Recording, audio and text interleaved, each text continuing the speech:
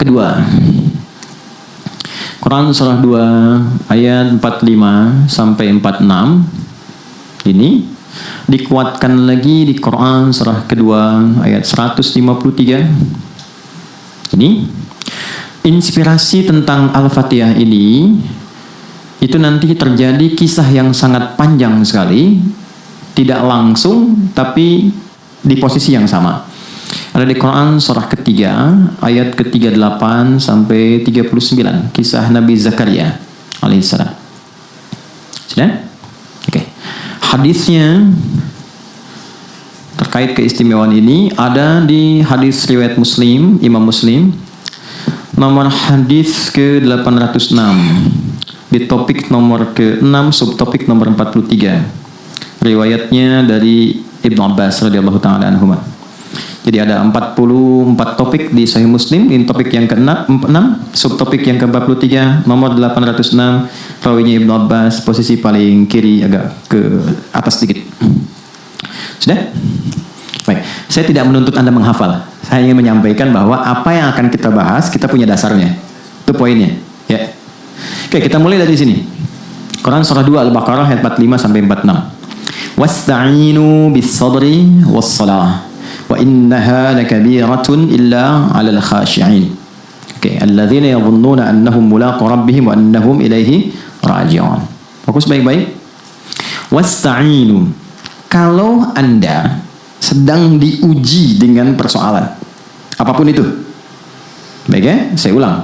Kalau Anda sedang diuji dengan persoalan apapun itu, maka lihat kata kuncinya, terimalah dulu ujian itu dengan sabar. Itu pesan Allah. Terima dulu ujian itu dengan sabar. Nanti di ayat lain dijelaskan apa fungsi maksud ujian itu. Kenapa mesti kita yang menerimanya? Nanti dijelaskan di ayat lain. Misal Al-Baqarah ayat 286. Ya, ini rumus. La yukallifullahu nafsan illa wus'aha. Yang pertama, Allah jelaskan, saya tidak akan pernah menguji hambaku kecuali dia punya kemampuan menjalaninya. Dan itu secara psikologi, motivasi yang sangat luar biasa. Jadi kalau saya diuji, rasakan, memang saya yang mampu. Gitu. Jadi kalau Anda diuji, memang cuma Anda yang mampu, yang lain nggak mampu. Kalau Anda nggak mampu, nggak mungkin diberi ujian. Itu sifat keadilan Allah. Di apapun yang sedang kita alami, di kantor, di rumah, di kehidupan kita pribadi, kalau sedang merasakan ada masalah, yakinkan dan bersyukurlah karena Anda yang terpilih mendapat amanah Allah, bukan orang lain. Ketika Anda dipilih, bukan saya, artinya Adi Hidayat nggak mampu, Anda yang mampu. Banggalah dengan itu. Lalu Allah jelaskan di ayat lain, saya menguji engkau untuk meningkatkan kualitas hidupmu. Jadi masalah itu diberikan bukan untuk menjadikan hidup kita bermasalah, tapi memang fitrah hidup itu harus mendapat masalah dan ujian untuk meningkatkan kualitas hidup. Kalau nggak diuji, nggak mungkin kelihatan kualitasnya. Bagaimana anak SD bisa dikatakan layak masuk SMP? Dia harus diuji. Begitu lulus, oh ini cocok. Dia bisa siap menerima materi-materi di SMP. Lewat ujian masuk SMP. Diuji selesai, lulus levelnya SMA. Bukankah ketika lulus ujian itu dia naik level? Maka bahasa orang kita kekinian sering mengatakan, Allah pengen naikin level kamu tuh, ya kan? Jadi yakinkan ketika Anda diuji, kata Allah itu, saya bukan ingin memberikan beban pada hidupmu, tapi ingin meningkatkan kualitas hidupmu. Dan gak mungkin saya kasih kalau engkau gak sanggup. Itu poin pertama. Jadi berbahagialah, gak harus bikin status, memang cuma aku yang sanggup, tapi hatinya rapuh gitu. Ya, itu poin pertama tuh. Jadi poin itu nanti baru dikasih motivasi kedua. Turun surah Al-Insyirah. Insyirah itu sesuatu yang lapang, yang enak. Kalau sedang diuji pengen lapang, pengen bagus, lapangkan hatimu sehingga bebannya nggak terlampau banyak. Ada seorang anak muda konsultasi ke seorang syekh. Dia tinggal di pinggir danau. Dia berkata, saya punya masalah gini gitu, rumit saya. Syekhnya nggak banyak cakap. Diambil tangannya, kemudian di bawah, lalu disiapkan ada garam, ya, dengan satu mangkuk di bawah. Garam semangkuk, dia bawa gelas satu. Duduk di pinggiran danau itu, singkat sekali, dia katakan, ini ambil airnya. Begitu diambil, syekh ini mengambil segenggam dari mangkuk, dimasukkan ke gelas tadi yang bercampur dengan air segar, ngambil baru dari danau. Kocok begini minum. Mulanya nggak mau. Asin, minum aja dulu. Begitu diminum, baru dimasukkan, dia muntahkan lagi. Kenapa? Asin. Oh, sekarang begini. Apa yang terjadi? Dilempar semua semangkok ke danau itu. Setelah itu ditunggu, diambil lagi airnya sama minum. Gimana rasanya? Segar. Problemnya bukan di garamnya, problemnya di hati kamu. Kalau hati kamu itu tidak seluas danau ini, cuman segelas tadi itu, maka sekecil apapun persoalan itu akan selalu asin dan berat untukmu. Tapi kalau engkau lebarkan hatimu dengan begitu luas, maka masalah berat pun tidak akan pernah memberikan kesan pada jiwamu. Mungkin itu yang menginspirasi saya nonton dulu Hati Seluas Samudra itu ya. Itu kan nggak mudah gitu. Saya hafal saya itu kalau dulu ada yang acara bagus-bagus itu memori saya langsung nangkap. Sidul anak sekolahan itu saya sampai hafal tuh, sampai nomor kendaraannya tuh. Oplet tuh 1053, silahkan cek. Sarah itu Cornelia Agatha itu 2687 ALT. Saya tahu gitu.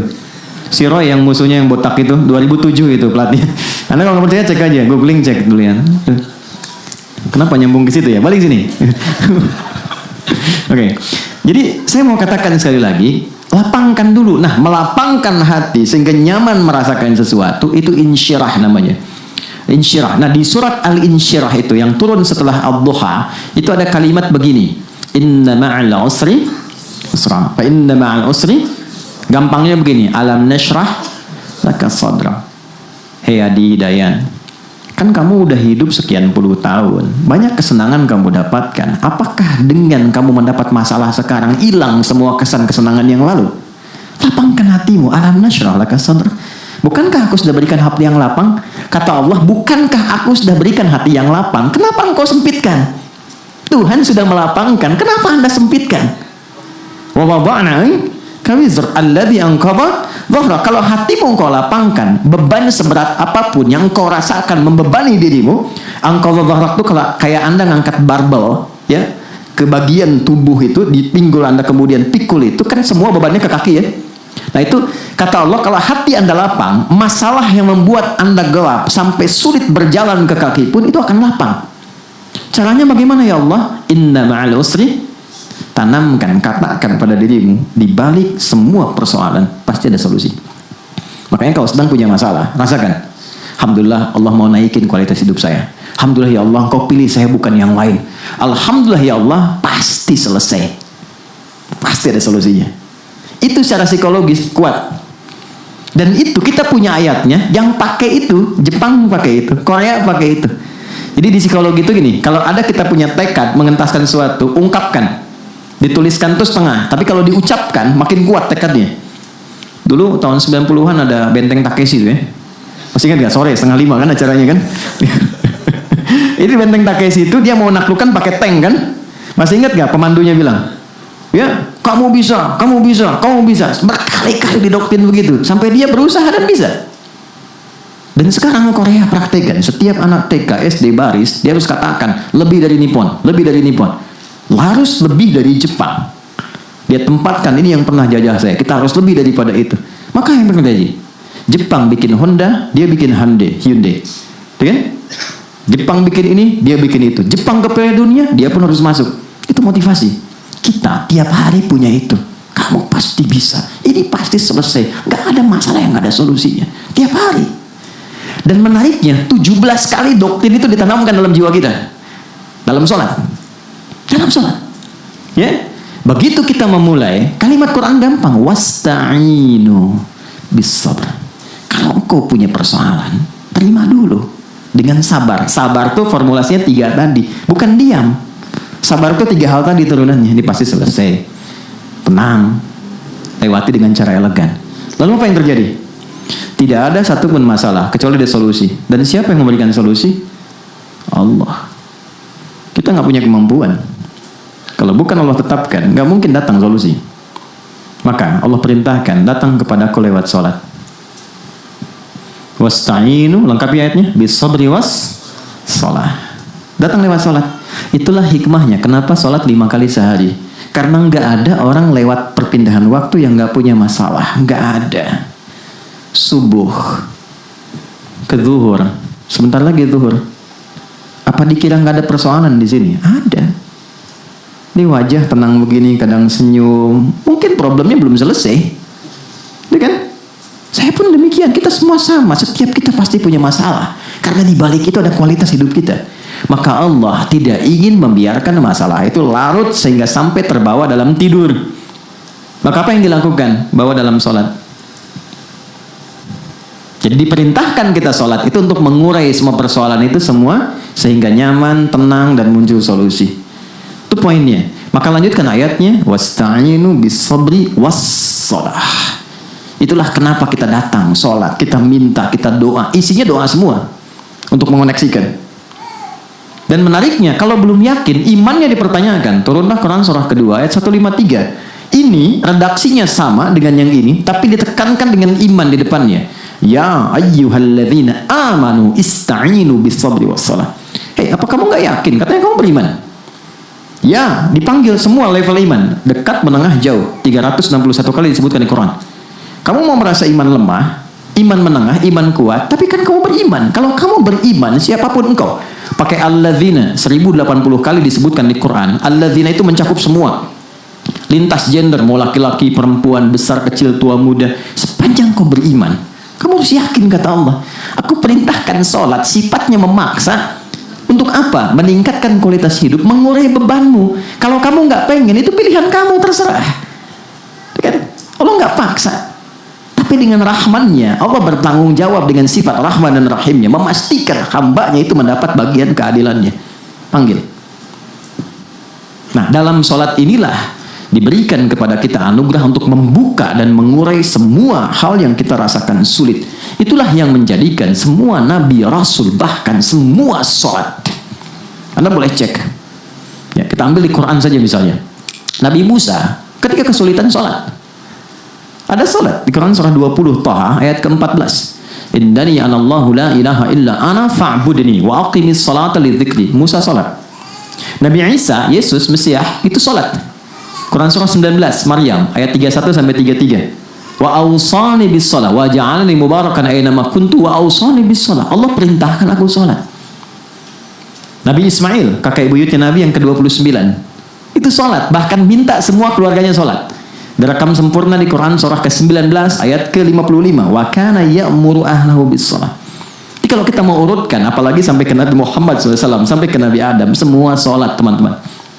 Muhammad SAW bin Abdullah bin Abdul Muttalib bin Hashim bin Abdul Manaf bin Qusay bin Murrah bin Kilab bin Ka'ab bin Ghalib bin Fihir bin Malik bin Nadar bin Kinana bin Khuzaimah bin Mudrikah bin Ilyas bin Nizar bin Mudar bin Ma'ad bin Adnan bin Addi bin Adri bin Muqawwam bin Nahur bin Tarikh bin Ya'rub bin Yasjub bin Nabit bin Ismail alaihissalam bin Ibrahim alaihissalam bin Azar bin Nahur bin Abir bin Kinan bin Rafahsyad bin Sam bin Nuh alaihissalam bin Mikhlail Matusyalah bin Kinan bin Anwas bin Fith bin Adam alaihissalam. Coba ulangi. Semua sholat. Nah, Nabi sholat, terus kita yang bukan Nabi nggak sholat, aneh kan? Nah, apa yang didapatkan ketika terkoneksi itu? Bagaimana diurainya? Sebelum Allah ngasih ini, diceritakan dulu kisah ini. Nabi Zakaria berumah tangga, istrinya namanya Eliasobat, atau kita kenal dengan Elisabeth. Ya, itu Elisabeth itu namanya ke istrinya Nabi Zakaria. Punya sepupu nanti namanya Imran. Elisabeth itu punya saudari, adik kakak dengan Hannah, istrinya Imran. Ini masih sepupuan. Singkatnya begini, nanti dari Imran dengan Hannah menurunkan Maryam, Bunda Maria. Dari Bunda Maria, Maryam menurunkan Isa alaihissalam. Sisi lain, Zakaria itu punya kehidupan rumah tangga yang unik. Setelah berumah tangga cukup lama, mohon maaf, fisik sudah semakin juga letih, rambut sudah memutih, tapi secara medis istrinya divonis monofos dan mandul. Mohon maaf. Jadi klinis mengatakan nggak mungkin punya keturunan. Apa yang terjadi? Ini tanda pertama ya. Ini tanda pertama. Tapi harus yakin. Kalau ada manusia mengatakan ini nggak mungkin, itu tanda dari Allah supaya kita dipaksa langsung terkoneksi dengan Allah dan mengabaikan semua pendapat manusia. Kalau ada yang mengatakan pada Anda ini nggak bisa nih, pekerjaan ini nggak mungkin, sulit nih, itu langsung tanda dari Allah. Tinggalkan opini manusia, karena Allah ingin memberi anugerah Anda langsung tanpa perantara. Maka lakukan sholat. Maka Zakaria alaihissalam sholat di mihrabnya Maryam.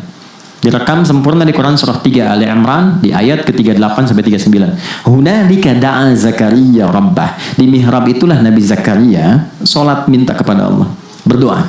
Qala rabbi habli min ladunka dzurriyyatan thayyibah innaka sami'ud du'a. Beliau berkata, ya Allah, semua mengatakan istriku tak akan punya keturunan.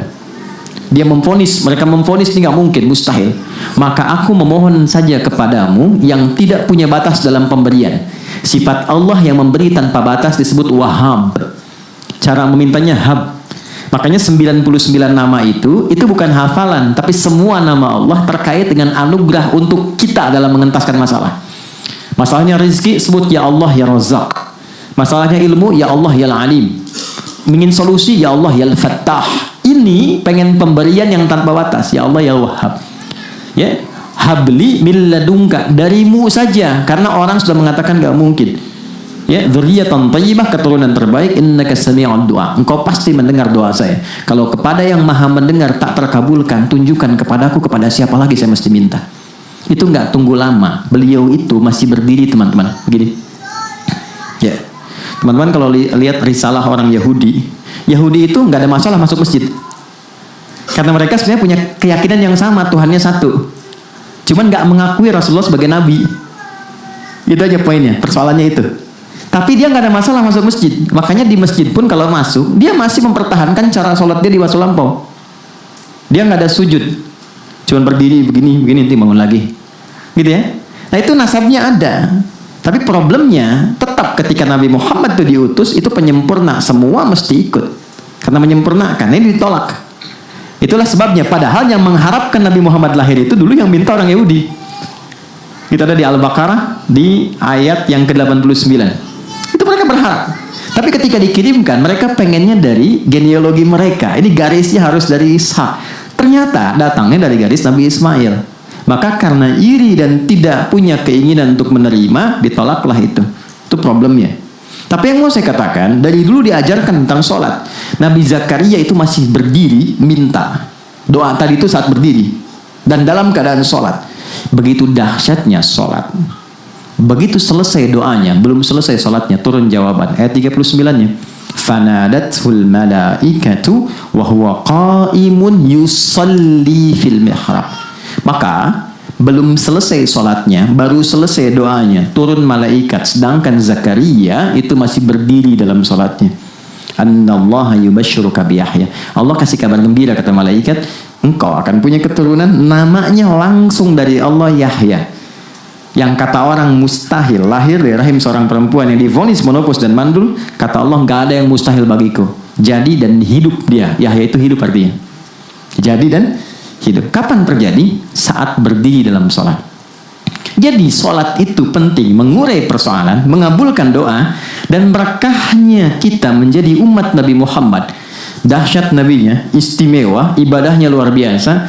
Kalau Nabi Zakaria berdoa langsung dikabul, kita umat Nabi Muhammad belum sholat sudah Allah tunggu mau minta apa. Dan sejak berdiri. Makanya nggak ada satupun sahabat ingin mengerjakan sesuatu kecuali ketika mereka sholat dapat jawaban. Imam Al-Bukhari tadi nulis Sahih Al-Bukhari 7.000 hadis kurang lebih, 97 topik. Itu ditulisnya setiap nulis satu sholat dulu. Ditulis di Masjidil Haram di Mekah, selesai di Masjid Nabawi selama 16 tahun. Setiap mau nulis, sholat 2 rakaat, baru nulis. Sholat, baru nulis. Dan ulama-ulama hebat kita, Al-Kindi, Al-Farabi, Al-Ghazali, Al-Khawarizmi, Al-Battani, itu rata-rata sholatnya itu luar biasa. Yang saya mau katakan, tadi kan baik-baik, ini poinnya. Apa anugerah bagi umat Nabi Muhammad? Teman-teman, Nabi Zakaria tadi dikabulkan dalam sholatnya posisinya apa? Berdiri. Kita dipanggil oleh Allah sejak masih berdiri, datang, diminta, kamu punya masalah? Terima dengan sabar. Lalu datang sholat kepadaku. Wasta'inu, ini kalimatnya. Ta'inu. Wasta'inu. Terimalah dulu masalah, terus minta kepadaku, minta. Kalau kita ingin rubah, ya Allah, kami minta sekarang kepadamu. Engkau perintahkan kami ibadah, sholat, kami lakukan. Dan sekarang kami minta. Kami minta itu rubah katanya dari kata perintah jadi bentuk permohonan. Jadi nasta'in. Jadi itu perintah Allah, ini jawaban kita, nasta'in. Nasta'in. Nasta'inu.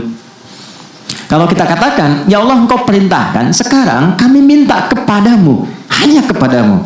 Seperti engkau perintahkan, maka tambahkan kata iyyaka di depannya, iyyaka nasta'in. Allah minta kan, wassalat, salat, ibadah kepadaku. Lalu kita katakan, kami ingin ibadah ya Allah, kami menyembahmu. Maka robah kalimatnya menjadi na'bud, dan tambahkan iyyaka di depannya. Iyyaka na'budu wa iyyaka nas. Saya tanya, kita membaca itu nggak dalam salat? Aja kan? Dalam ruku atau sujud? Dalam berdiri. Bukan ruku dan sujud, dalam berdiri. Dan itu dibaca dalam Al-Fatihah. Tahukah Anda apa hadis tentang ini? Silahkan cek. Kita akan temukan hadis sahih dari sahabat Abu Hurairah. Perhatikan kalimatnya, lihat baik-baik. Idza qala al-'abdu, kalau seorang hamba sholat, itu bukan kalimat hampa yang dia bacakan. Begitu dia mengucapkan alhamdulillahi rabbil alamin, qala Allahu azza wa jalla, ternyata kalimat kita langsung dijawab oleh Allah. Hamadani abdi, hambaku sedang memujiku.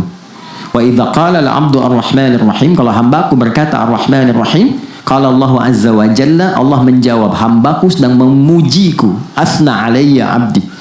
Ketika hamba berkata maliki yaumiddin, Allah menjawab majjadani abdi, hambaku sedang mengagungkanku. Perhatikan kalimatnya, ini kuncinya. Wa idza qala al-'abdu iyyaka na'budu wa iyyaka nasta'in, kalau hambaku benar salatnya dari mulai takbir sampai ke kalimat ini, iyyaka na'budu wa iyyaka nasta'in, lihat kalimatnya, hadza baini wa baina 'abdi, ini perjanjian aku dengan hambaku. Wali 'abdi ma sa'al, apapun yang hambaku minta sekarang untuk mengurai hajatnya, sepanjang itu maslahat untuknya, aku kabulkan saat ini juga.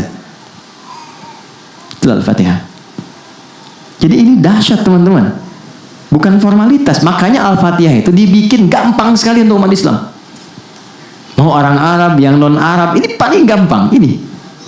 Karena saat diminta baca, itu bukan sekedar formalitas rukun sholat, bukan. Di balik itu ada anugerah yang besar. Dan dahsyatnya ini hanya diberikan pada umatnya Nabi Muhammad SAW, tidak pada yang lain. Keterangannya ada di hadis Muslim, nomor hadis 806. Rawinya Ibnu Abbas, subtopik nomor 43, topik nomor 6. Singkatnya, kata Nabi, aku tiba mendengar suara terbuka, pintu terbuka dari langit, turunlah malaikat Jibril. Singkatnya mengatakan, Muhammad, kau diberikan dua cahaya yang tidak diberikan oleh pada nabi-nabi sebelum kamu. Dua cahaya itu adalah dua ayat terakhir surah Al-Baqarah, ayat 285 dan 286, serta Al-Fatihah. Belum selesai hadisnya. Tidaklah dibacakan setiap hurufnya, kecuali setiap hajat umatmu itu akan dikabul. Setiap permintaanmu akan dikabulkan. Ini yang menjadikan Al-Fatihah sering kita bacakan, baik dalam sholat ataupun di luar sholat. Sekarang kita terkoneksi dengan Allah, minta di hadapannya, yang dibacakan perintah Allah, jalurnya lewat Nabi, janji Allahnya sudah pasti. Problemnya, kenapa yang kita minta kadang belum terkabul? Harusnya otomatis. Nah inilah di sini kemudian titik kita belajar. Boleh jadi cara membaca kita tidak seperti cara baca orang dulu. Orang sakit dibacain Al-Fatihah sekali sembuh. Kan masih ingat seorang kepala suku tersengat kalajengking Arab loh. Tersengat, terus diobatin, nggak dapat, malah sekarat. Dia tanya pada rombongan sahabat, adakah yang bisa menyembuhkan? Mereka mengatakan Allah yang menyembuhkan, tapi kami bisa mencoba. Begitu dipanggil, dibacakan Al-Fatihah, sekali baca, dengan izin Allah sembuh. Bukan karena bacaan, bukan karena dia memulih, tidak. Tapi ketertautan koneksinya dengan Allah itu begitu tinggi. Dibacakan, sembuh. Dikasih hadiah kambing banyak, dibawa ke Nabi. Iya, mental sahabat tuh, mereka takut tuh gratifikasi.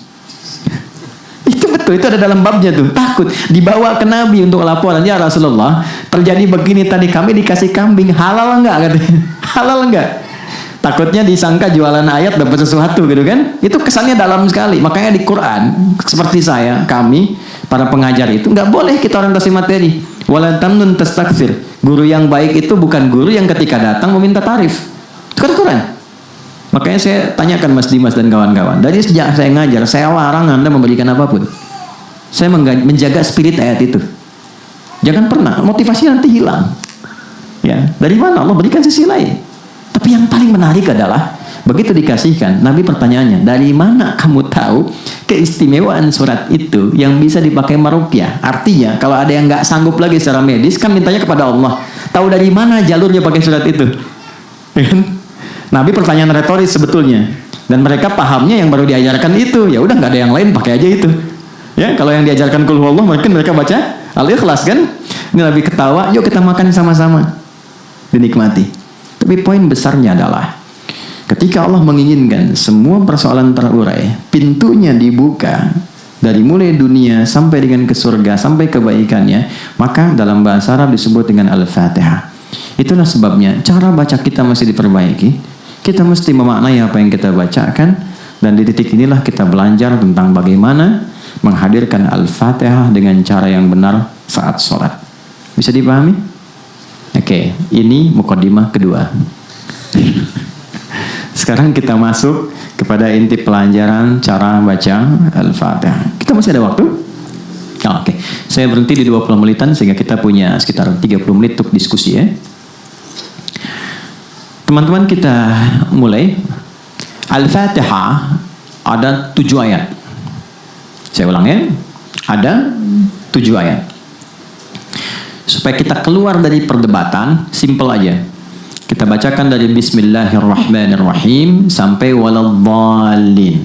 Jelas? Bismillahirrahmanirrahim. Alhamdulillahirabbil alamin. Ar-Rahmanirrahim. Maliki yaumiddin. Iyyaka na'budu wa iyyaka nasta'in. Ihdinas siratal mustaqim. Siratal ladzina an'amta 'alaihim ghairil maghdubi 'alaihim waladdallin. Jelas? Oke, 7 ini. Saya mulai dari bacaannya dulu. Baik ya? Kita mulai dari ayat pertama. Kita ambil keberkahannya yang baik. Teman-teman boleh ikuti supaya setidaknya kita pernah membacakan itu di tempat ini. Dan mudah-mudahan jadi saksi kebaikan untuk kita semua. Bismillahirrahmanirrahim. Oke. Saya notis satu saja. Baca Quran itu tidak dituntut irama. Yang penting benar bacanya. Tapi nanti mu'jizatnya, setiap kita itu seakan punya kode identitas sendiri. Jadi kalau kita sudah paham cara bacanya, nanti setiap orang punya irama sendiri yang khas untuk dirinya. Itu yang membedakan Quran dengan irama-irama musik. Ya, musik ada notasi kan? C D F G B C G B C D F G D F G B C D F G D F G A F G A B C D E B C D F G A S B F G A S B F G A S B F G A S B Betul ya Mas Arman ya? Kurang lebih lah begitu gitu. Tapi saya nggak hafal main, cuma saya riset gitu ya. Yaitu dari da ra mim fa sod lam sin dal, dari mi fa sol la si do. Diambilnya dari rumus Bahr. Di zaman jahiliyah ada 16 rumus notasinya, disebut dengan Bahr namanya. Nanti di ilmu arud adanya. Tawilun lahudun al-bukhuri fadailu fa'ulun mafa'ilun fa'ulun mafa'ilu kifa nabki min dhikra habibin wa manzili bisaqtil wa baina dakhuli fahawmali rajas mustaf'ilun mustaf'ilun mustaf'ilun mustaf'ilun mustaf'ilun mustaf'ilun sautus safiril bulbuli hayya qalbi tamili al-ma'u wa zahru ma zahri lahdul muqali fa anta yasajjid li wa sajjidi wa mawlali fakam tajmuni ghazayilun uqayqali qataftuhu min latina fi hadha ar-rajuli faqala la la la faqad ghada muharwili bermasuk wal walad wali wa wali faqultu la wal wali fabayyinu Ali qalat law hina kadza madidul mukallikatan ka qaila li tabtabuli madid mufa'alatun fa'ilatun tala'al badru alaina min thaniyatil wada'. Itu iramanya sudah ada notasinya dulu. Itu yang diserap di era Islam diganti jadi nazam. Nazam itu yang punya nilai, yang dulunya nggak ada nilai. Jadi lihat sesuatu langsung jadi syair, jadi irama. Ada khayal, imajinasi. Di Islam beda, mesti ada value-nya. Makanya ketika dibawa ke masa Islam, itu jadi nazam. Nazam itu punya value. Dengan rumus yang sama, jadi dibawa ke gramatikal bahasa Arab, muncul alfiyah. Qala Muhammadun huwa ibnu maliki Ahmadu rabbillah khaira maliki musalliyan ala nabiyil mustafa wa alihil mustakmilina syarafa. Terus sampai ke bawah. Itu kalau hafal itu 1000 bait lancar bahasa Arab dengan gramatikalnya, punya value. Dibawa kemudian ke apa lagi? Ke hadis ada Alfiyahnya Suyuti. Itu semua punya nilai. Makanya saya sarankan teman-teman yang bikin lirik, bikin lagu, bikin syair, sepanjang ada muslim harus ada value-nya. Bukan cuma kosong, nggak ada nilainya gitu. Mesti ada nilai yang dibawa. Dan itu dipuji di Quran surah ke-26 Asy-Syu'ara. Kalau Anda baca dari ayat 227 sampai ke akhir, itu dibedakan. Mana penyair yang hampa, mana penyair beriman yang punya lirik, yang punya nilai. Di balik liriknya itu ada nilainya. Ya, nah ini poin. Balik lagi kepada apa yang tadi kita bacakan. Quran beda. Jadi nggak usah membaca Quran memaksakan dengan irama-irama musik, gak akan ketemu. Karena gelombangnya beda. Nggak percaya silakan. Kang Arman ngimamin, makmum di belakang, baca Al-Fatihah pakai irama Manuk Dadali. Iyyaka na'budu wa iyyaka nasta'in. Bubar mas. Alam nashrah laka sadrak. Nggak akan mungkin bubar. Karena nggak sama. Jadi kita nggak harus repot punya irama begini, kayak nggak usah. Cukup bacakan dengan suara kita, keluar sendiri. Dan itu kita hafal. Orang tua kita dulu kan cuma pakai lampu semprong, nggak pakai irama-iramaan, tapi kita hafal, indah, meresap, dan tahu, oh itu ibu ini, itu ibu itu menarik. Oke. Bismillahirrahmanirrahim. Alhamdulillahi Rabbil Alamin. Oke, ada ain. Alamin. Oke, sedikit saja. Kalau kita A dengan A itu sakit. Alamin, orang-orang sakit. Alamin, semesta alam. Alhamdulillahi Rabbil Alamin. Ar-Rahmanir-Rahim. Maliki Yaumiddin. Oke, stop sebentar. Jadi kalau teman-teman pernah dengar Maliki Yaumiddin, itu bisa dibaca dengan dua cara. Ini informasi saja. Bisa maknya pendek, bisa panjang. Jadi ada riwayat yang pendek, ada riwayat panjang. Tapi ini cara baca tidak merubah makna. Karena orang Arab dulu punya karakter. Ada yang kalau biasa baca ini, dia biasa begitu bacanya. Bukan cuma di Quran, dia ada dialek. Jadi kalau dipaksa-paksa pun sampai kiamat kurang 2 hari, itu sulit. Nah, Quran datang mengakomodir supaya bisa mudah dibaca, tapi tidak merubah makna. Jadi bisa pendek, Maliki Yaumiddin.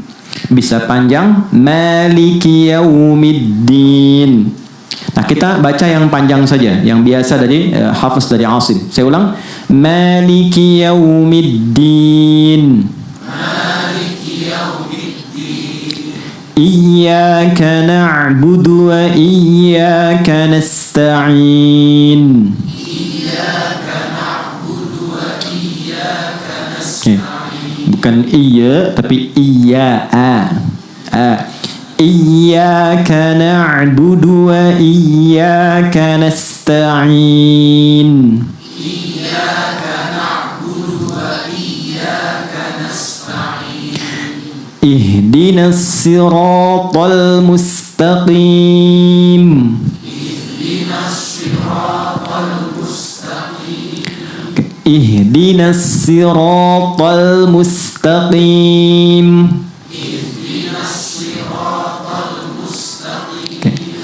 Siratal ladzina an'amta 'alaihim ghairil maghdubi 'alaihim.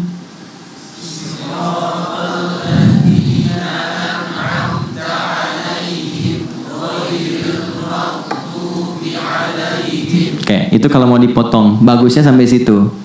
Karena nanti suka ada yang baca begini.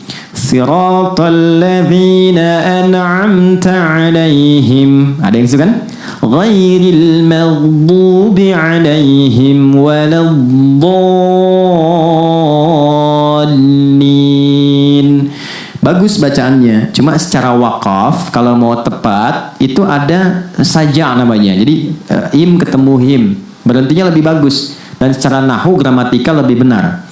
Siratal ladzina an'amta 'alaihim ghairil maghdubi 'alaihim. Kalau mau berhenti, Kalau kita nafasnya cukup panjang, disatukan, bagus. Siratal ladzina an'amta 'alaihim ghairil maghdubi 'alaihim waladdallin. Oke, sekarang kita satukan dulu. Siratal ladzina an'amta 'alaihim ghairil maghdubi 'alaihim waladdallin. Amin. Baik. Yuk, itu bacaannya. Nanti teman-teman bisa putar lagi, bisa ulang, bisa lihat. Yang ingin saya ajarkan yang mahalnya. Ini. Mana tadi ya? enggak. Maknanya. Semoga Allah ampuni dosa-dosa kita dulu. Yuk kita mulai. Kalau kita ingin dibuka oleh Allah, ini tolong fokus karena ini yang paling penting ya. Semua sifat-sifat kebaikan, pintu-pintu kemuliaan yang merubah kehidupan kita. Maka yang pertama, pahami Al-Fatihah, pembuka segala kebaikan. 1. Bismillahirrahmanirrahim. Saya agak cepat. Mas Baim rata-rata berapa ya kita kalau ngaji hadir? Mas Dimas? 120-an ya. Saya pernah kirim mushaf nggak ya? Mas Dimas mana kelihatan? Ada. Pernah kirim mushaf nggak? Belum ya? Oke, nanti Mas tolong catat ya. Nanti saya kirimkan mushaf supaya nanti mushafnya kita semua seragam. Nanti pas ngaji itu ngaji lagi ketemu saya, nanti tinggal dibuka, nanti interaksinya lebih enak, lebih gampang. Jadi kalau saya sebutkan, saya halaman sekian, buka nomor sekian, ini jadi lebih gampang. Dan itu dari saya aja ya, dan tidak boleh bayar. Kalau memang kita cetak itu untuk diwakafkan, itu ada, insyaallah. Ya, lihat sini teman-teman. Bismillahirrahmanirrahim. Tolong Anda cek Quran surah 96 ayat 1. Iqra bismi rabbikal ladzi khalaq. Quran surah 96 Al-Alaq ayat 1. Masih ingat wahyu pertama yang turun pada Rasulullah apa? Bukan Iqra. Jangan maksa. Iqra. Oke. Yang turun pada Nabi itu bukan Iqra. Yang pertama turun pada Nabi itu Iqra bismi rabbikal ladzi khalaq. Karena ketika turunnya Iqra, Nabi menjawab apa? Ma ana biqari, saya nggak bisa baca. Tapi Allah turunkan langsung Iqra. Gini. Bismi rabbikal ladzi khalaq.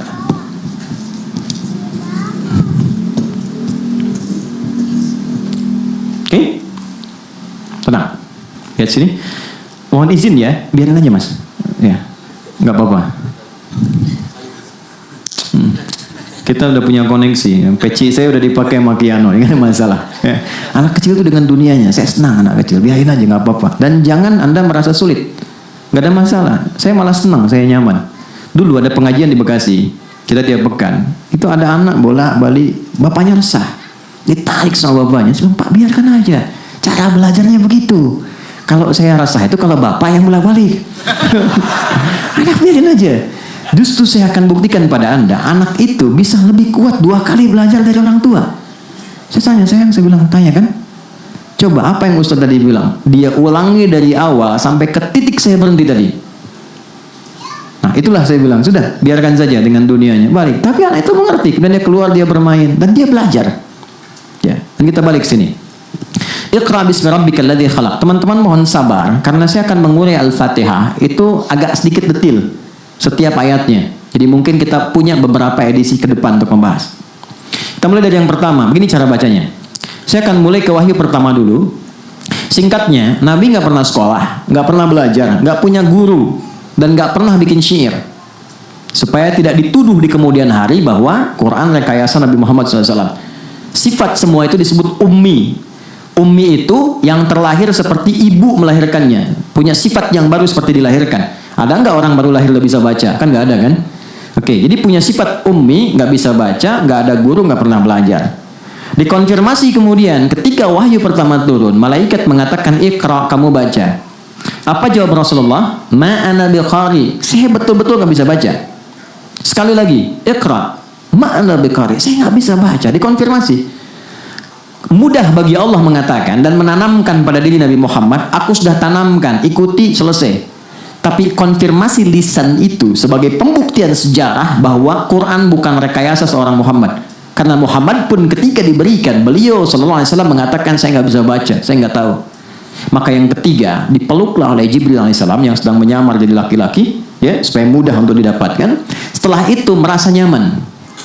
Setelah merasa tenang, nah ini pentingnya. Kalau sedang ada persoalan, tenangkan dulu, jangan diteruskan diskusi, nggak selesai nantinya. Tenang, nyaman dulu, peluk dulu anak itu, sayangi dulu, baru bicara. Kalau sudah seperti itu, bahasa hati yang keluar, sentuhlah ia tepat di hatinya, maka ia akan jadi milikmu untuk selamanya. Gitu ya, saya tahu 11 Januari pintu surga, saya tahu itu. Ya, saya riset beberapa. Balik sini. Iqra. Tapi setelah itu apa? Bismi rabbikal ladzi khalaq.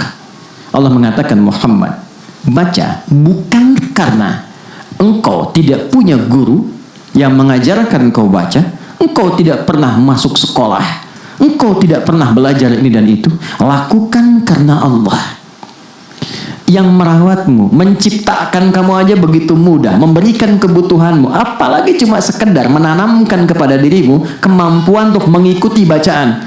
Biarkan Jibril yang bacakan, Allah yang tanamkan kepada jiwamu kemudahan menangkap bacaan itu. Lakukan poinnya karena Allah. Yang mau saya highlight itu ini, lihat sini, Iqra bismi, itu ada alifnya. Teman-teman silahkan cek, begini tulisannya.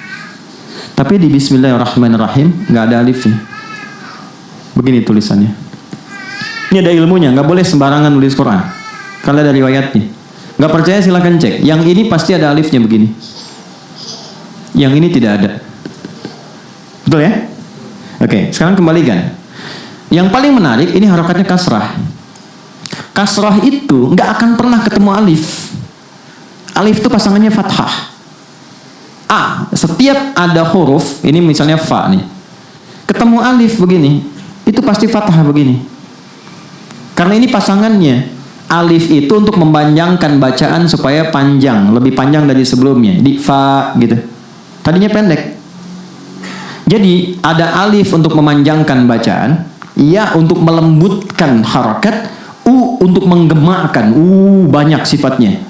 Ada rumusnya, ada hikmahnya. Nah ini menariknya, kenapa ini panjang, harokatnya masih kasrah? Kalau semua dikerjakan karena Allah, yang membuat yang kompleks saja begitu mudah, apalagi hanya menjadikan yang kita rasakan panjang, berliku, berat, penat, untuk Allah ringankan, bahkan Allah hilangkan sampai kasrah, jatuh ke bawah dan pecah. Kasrah itu dari kasrah, sesuatu yang pecah, jatuh, hilang. Sehebat apapun kita meraih sesuatu, pada akhirnya akan jatuh, pecah, lembut, hilang, kecil, khafal. Ini adalah pesan besar dari riwayat. Dulu Nabi berusaha membaca dengan kemampuannya. Mengingat saya nggak pernah belajar, saya susah. Allah memberi pelajaran, lakukan karena Allah. Semua yang dikerjakan pada Allah akan menjadikan yang panjang, yang berliku, yang sulit akan cepat untuk dilakukan. Karena itu ketika dibaca, alifnya nggak dianggap. Iqra bismi, nggak panjang lagi.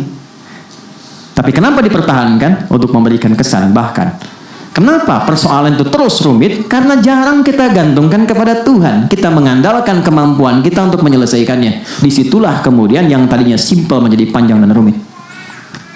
Itu problem. Karena itu bahasa Nabi Yakub mengatakan, kalau aku punya masalah, yang pertama aku curhatkan itu Allah. Itu ada di Quran surah 12 ayat 86. Innama ashku bathi wa huzni ila Allah. Aku tuh kalau curhat, yang pertama aku curhati Allah dulu.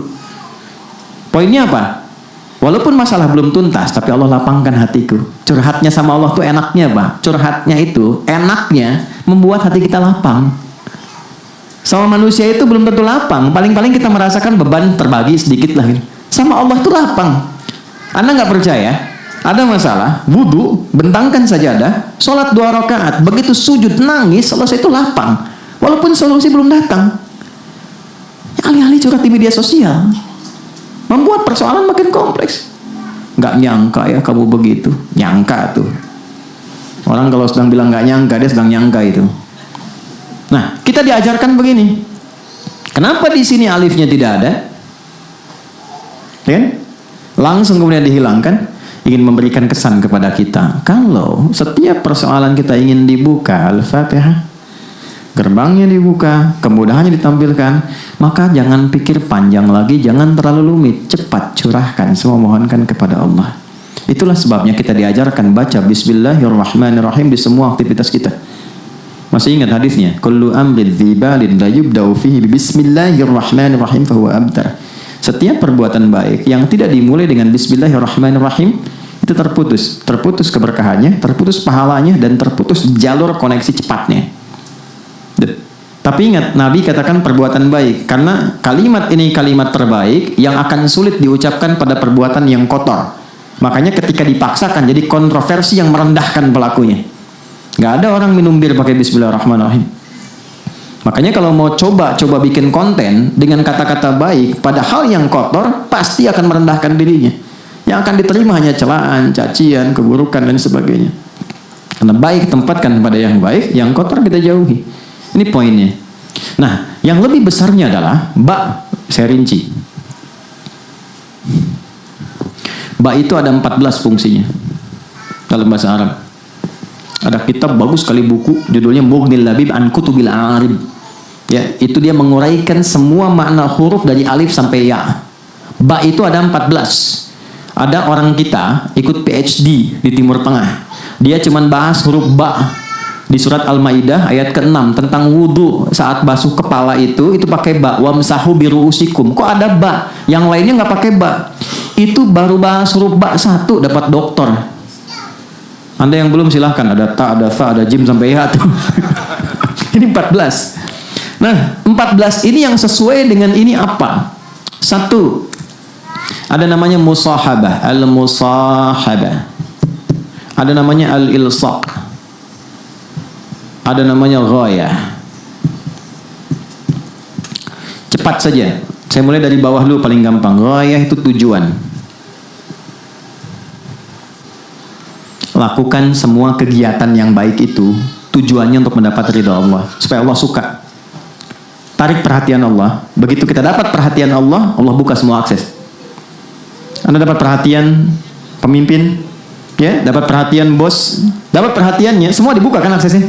Kita dapat perhatian Allah, itu semua dibuka kemudahannya. Maka huruf ba di kalimat Bismillahirrahmanirrahim mengajarkan jika mengerjakan segala apapun, maka tempatkan tujuan utama itu untuk mendapatkan ridha Allah. Karena Allah, Bismillah, aku mengerjakan perbuatan ini supaya Allah ridha. Kalau sudah Allah ridha, maka dengan rahmannya Allah buka pintu kemudahan dunia, dengan rahimnya dijadikan itu berpahala yang memudahkan saya ke surga. Itu poinnya.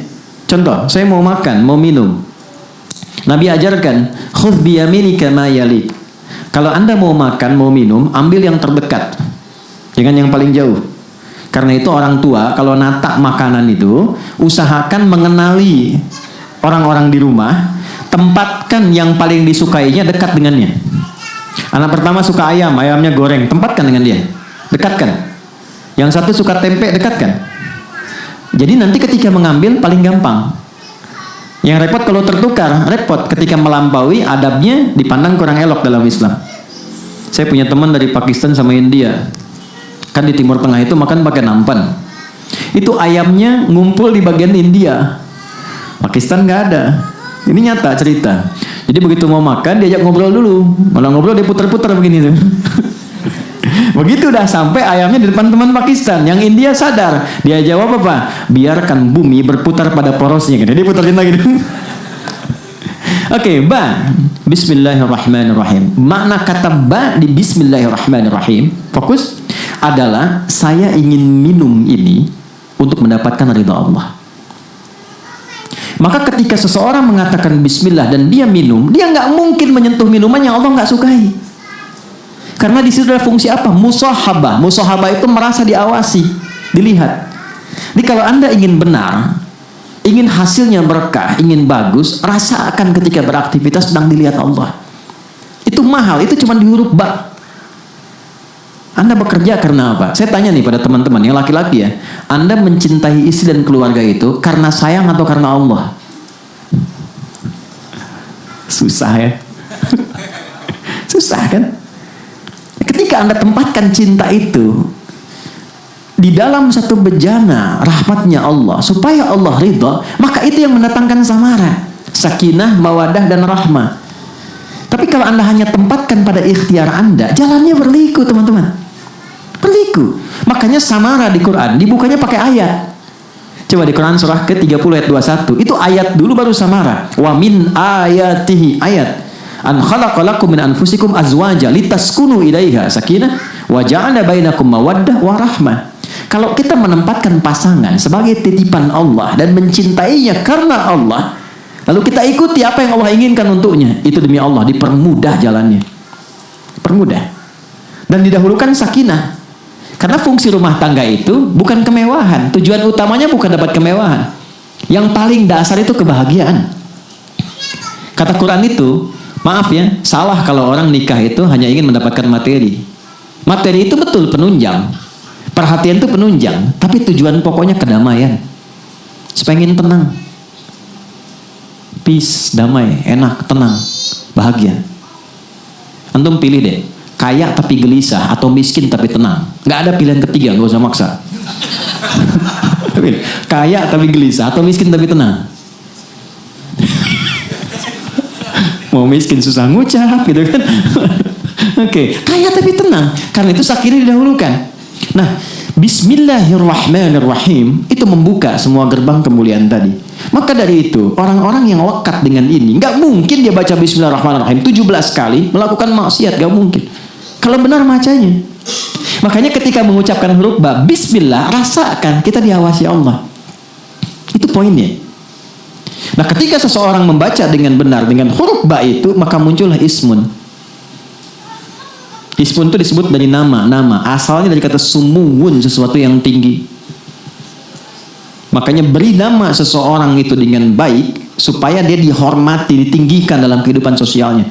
Wasmun wa fi'lun thumma harfun lil kalim wahiduhu kalimatun wal qawlu am wa kalimatun biha kalamun qad yu'am. Ada 3 hal manusia dinilai dalam kehidupannya. 1 dengan namanya. Beri nama yang bagus supaya dia terhormat. Ya. Anda boleh punya hobi, tapi lihat hobinya itu ketika diberikan dengan nama kepada anak, mengangkat martabatnya enggak? Jangan sampai ketika hobi Anda A diberikan kepada anak, dibully. Cari yang terbaik, itu ismun. Ditinggikan, tinggi itu sumu. Ketika Anda mendekatkan segala kegiatan karena Allah, tujuannya lillah, dan merasa diawasi oleh Allah, Anda mendapat tempat tinggi di hadapan Allah. Karena itu dilekatkan dengan kalimat Allah, Bismillah. Lakukan karena Allah, tujuannya karena Allah, maka Allah tinggikan Anda sebelum Anda mendapatkan dan melakukan apa yang sedang Anda kerjakan. Maka dibukalah dengan itu rahman Allah. Ini yang menjadikan kata Rahman dan Rahim sepaket turun. Ar-Rahman, Rahim. Rahman, sifat kasih Allah yang luas untuk kehidupan dunia khususnya. Semua diberi. Jadi kalau sudah paham Bismillahirrahmanirrahim, akses dunia itu gampang. Ya. Rahim, itu kasih Allah yang diberikan bagi hambanya yang lulus ujian dunia saat pulang ke akhirat. Ya. Pintu surga itu ini nih, rahimnya Allah. Dunia, rahmannya Allah. Dan itu mesti seimbang. Allah paling gak suka ada orang ngejar akhirat lupa dunia, karena risalah kita di dunia. Dan Allah lebih gak suka ada orang larut dalam dunia gak ingat akhirat. Maka itu mesti ada keseimbangan porsinya. Itu yang sering kita katakan sapu jagat. Dunia akhirat seimbang. Ya, Rabbana atina fid dunya hasanah wa fil akhirati hasanah. Keseimbangan itu waqina adzabannar. Itu di Quran surah kedua di ayat ke-201 paling kanan sebelah bawah di mushaf. Wa minhum may yaqulu rabbana atina fid dunya hasanah fil akhirati hasanah wa qina adzabannar. Nah, saya mau tutup. Saat teman-teman saya, Anda, kita baca Al-Fatihah dalam sholat, rasanya begini enggak? Benar enggak karena Allah kerjanya? Benar enggak merawat keluarga itu karena Allah? Benar enggak menyayangi anak karena Allah? Kalau betul-betul karena Allah, bukan karena cinta, dilihat enggak sholat dia? Kenal Allah enggak? Anak belajar apa? Dikenalkan Allah enggak? Kan dihisab sebagai orang tua. Pasangan udah dekat, kenal enggak sama Allah? Udah dekat belum? Dekat tuh relatif, minimal kenal. Sehingga dengan kenal itu terjaga. Maka kita ucapkan tiap hari dalam Al-Fatihah, Bismillahirrahmanirrahim. Kita bertekad, ya Allah kalau kurang, aku perbaiki nih, tutup yang kurang itu. Aku berjanji, setelah ini akan lebih baik. Pekerjaan lebih benar, lebih engkau ridhai, lebih mendekatkan dengan dirimu, membuat aku lebih terukur sampai pulang kepadamu. Itu poinnya. Kalau kesadaran itu tiba, begitu Anda sampai pada kalimat iyyaka na'budu wa iyyaka nasta'in, itu langsung jawaban turun. Hadza baini wa baina 'abdi wa li 'abdi ma sa'al. Ini perjanjian antara hambaku dengan aku. Kalau komitmen dia benar sampai tadi itu, aku kabulkan apapun yang diminta sekarang. Itu caranya, teman-teman. Baca gampang. Baca gampang sekali. 19 huruf, setiap hurufnya 10 kebaikan, dapat selesai. Pahala dapat, tuntas tugas. Tapi poinnya dapat nggak? Value-nya terasa nggak? Jadi gitu. Nah, kita baru Bismillahirrahmanirrahim. Untuk sampai ke iyyaka na'budu masih ada alhamdulillahirabbil alamin, masih ada arrahmanirrahim, masih ada maliki yaumiddin. Itu tapak-tapak jalannya. Saya tidak ingin buru-buru, saya menginginkan ini dulu selesai. Kalau kita sudah paham ini, baru kita akan dievaluasi oleh Allah. Allah mengevaluasi kita dengan kalimat alhamdulillahirabbil alamin. Ketika kita sadar, kenapa akhirnya ini diulang arrahmanirrahim? Ya, nggak ada pengulangan di Quran. Kenapa ini muncul lagi? Karena ada dampak kesadaran di ayat yang kedua alhamdulillahirabbil alamin. Barulah kita agungkan Allah setelah sadar, Allah Maha Agung, Maha Besar. Disitulah turun kalimat iyyaka na'budu wa iyyaka nasta'in. Nanti alhamdulillah sampai ke maliki yaumiddin kita akan kaji kembali di. Terima kasih telah menyimak. Semoga Allah memberi kita pemahaman dan kehusyukan saat membaca Al-Fatihah dalam sholat. Jangan lupa like, komentar, dan subscribe. Wassalamualaikum warahmatullahi wabarakatuh.